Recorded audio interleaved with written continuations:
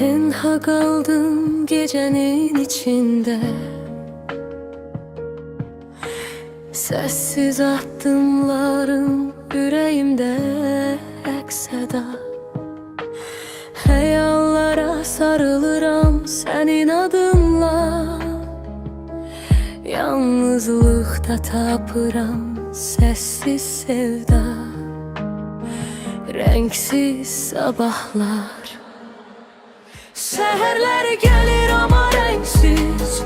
Her bakışımda senin hatiren, dost dediğim sessizlik yanımda. Yalnız kalan yüreğim seninle danışır, içimdeki bahar.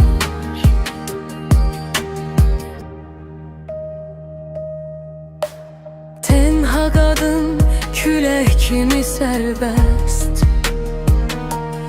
ama içimde bahar kalıp donmuş. Sevdim sessizce, hiç kimse bilmeden. Bu sevdama benim sırrım kalbimde gizli.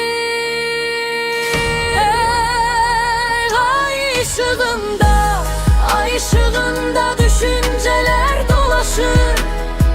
Gözyaşlarım yavaş yavaş akır.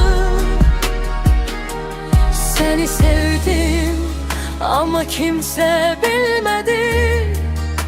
Yalnızlık benimle gece dostum oldu. Seherler gelir ama renksiz, her bakışımda senin hatiren.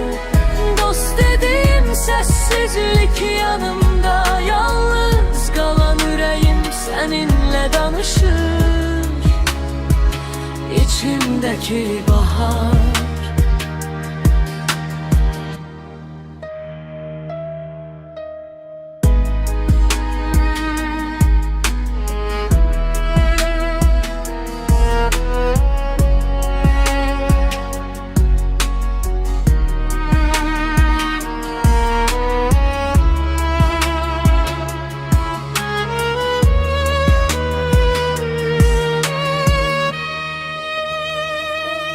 Seherler gelir ama renksiz, her bakışımda senin hatiren. Dost dediğim sessizlik yanımda, yalnız kalan yüreğim seninle danışır, içimdeki bahar.